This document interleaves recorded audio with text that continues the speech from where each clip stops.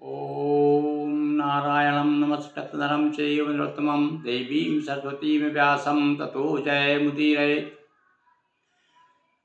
हमारे पुराणों में त्योहारों के बारे में विशेष रूप से चर्चा की गई है और स्कंद पुराण तो कार्तिक मास के बारे में, कार्तिक मास की महिमा के बारे में बहुत कुछ कहता है।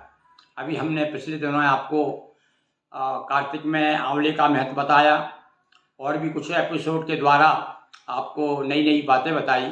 आज हम नरक चौदस के दिन क्या करना चाहिए, क्योंकि ये कार्तिक का मास त्योहारों का मास है, इसमें विशेष रूप से महालक्ष्मी की पूजन की जाती है। तो ये नरक चौदस जो है धनतेरस के बाद और लक्ष्मी पूजन के एक दिन पहले यानी अमावस्या के एक दिन पहले पड़ता है।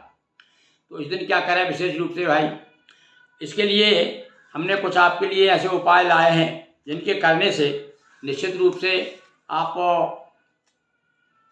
कुशलतापूर्वक दीपावली मनाएंगे। तो देखिए, सबसे पहले तो संध्या के समय दीपक जलाना चाहिए। 14 दीपक जलाएं। नरक चतुर्दशी के दिन 14 दीपक अपने स्थान में जहाँ तहाँ लगाएं। एक तो ये हुआ कब, रात को लगभग 8 बजे के आसपास आप 14 दीपक जलाइए और सायंकाल को एक, ये पहला उपाय तो हो गया कि 14 दीपक जलाएं रात को 8 के आसपास। और सायंकाल को सायंकाल जब सूर्य डूबता है और रात का प्रवेश होता है, उस समय आप जो है अपने दरवाजे पर एक आटे का दीपक बनाएं और उसमें 4 बत्ती इस प्रकार से लगाएं। 4 बत्ती चतुर्मुखी जिसे दीपक कहते हैं, और दीपक मकान के बाईं ओर लगाएं, बाईं ओर रख दें, उसे जलाएं और थोड़ा सा उसमें तिल डाल दें। ये जो है यम के नाम का है। इस प्रकार से ये तो ये हो गया आपका। दूसरा, ये अकाल मृत्यु को दूर करने वाला है। और दूसरा, इस दिन विशेष रूप से सूर्योदय के पूर्व नहाना चाहिए, और नहीं तो कहते हैं उसके बाद में लोग नरक भोगना पड़ता है। तो सूर्योदय के पूर्व नहाएं और साथ में क्या करें, फिर फिटकरी जो है नकारात्मक ऊर्जा को दूर करती है, इसलिए थोड़ी सी फिटकरी स्नान करते समय जल में जरूर मिलाएं। जल में डाल दें थोड़ी, एक टुकड़ा फिटकरी का स्नान करते समय। और गंगा जी का जल हो, घर इसमें नर्मदा जी का जल हो तो जल मिला लें और ओम गंगे हर नर्मदे हर ऐसा बोल करके स्नान करें। तो कहा है कि पवित्र नदियों का स्मरण करते ही उसका स्नान का फल प्राप्त हो जाता है। तो एक बात तो ये। तो पहले अब क्या करना है आपको, नरक चौदस को सबसे पहले तो प्रातःकाल सूर्योदय के पहले स्नान करें। तो देखिए, आप दिन भर आपको एक नई ऊर्जा मिलेगी। और उसमें स्नान में आप जो है थोड़ी सी कपूर नहीं, फिटकरी डाल दें। कपूर तो आपको शाम को, क्योंकि इसे काली चौदस भी कहते हैं, इसलिए काली जी की भी आरती यदि आप कपूर से करते हैं तो निश्चित रूप से भगवती की परम कृपा होती है।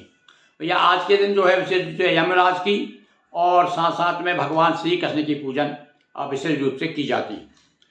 तो पूर्व दिशा में 4 मुखी दीपक हो गया। अब नाली के पास में भी एक दिया जलाया जाता है।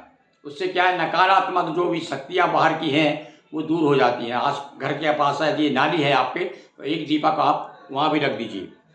अच्छा, उसके बाद में कपूर से काली का दीपक और पुरानी झाड़ू। हाँ भाई, एक बात ये है, आपको इस दिन क्या करना है, झाड़ू बदलना है अपनी 14 के दिन। संभव हो, वैसे कुछ लोग दीपावली पे जाते हैं तो लक्ष्मी जी के साथ ही ले आते हैं झाड़ू, नहीं, पर इस दिन आप क्या है, कम से कम पुरानी झाड़ू घर से बाहर कर दें और संभव हो तो नहीं ले आएँ। और इसके बाद में जो आटा और गुड़ के लड्डू भैंसा या भैंस को खिलाएं। देखिए, यम इससे बड़े प्रसन्न होते हैं। थोड़ी सी आटे में थोड़ी सी जौ मिला लें, उसके लड्डू बनाएं और लड्डू बना के भैंस को, या भैंस मिल जाए या भैंसा मिल जाए, उसको खिलाएं। अच्छा, प्रातः उपटन लगाने के बड़ा महत्व बताया भाई। स्नान तो करें पर साथ में उपटन लगाएं तो सूर्योदय के पहले करें। और नमक हल्दी सहित खिचड़ी का दान करें। अब देखिए, कितनी चीज़ें बता दी मैंने, इनमें से आप जो आपको सरल लगे वो करिए, और सब कर सके तो और अच्छी बात है। तो फिर से एक बार मैं सुना दूँ आपको, क्या करना है आपको, उड़द की खिचड़ी काली गाय को खिलाएं। पहला क्या, उड़द की खिचड़ी काली गाय को खिलाएं।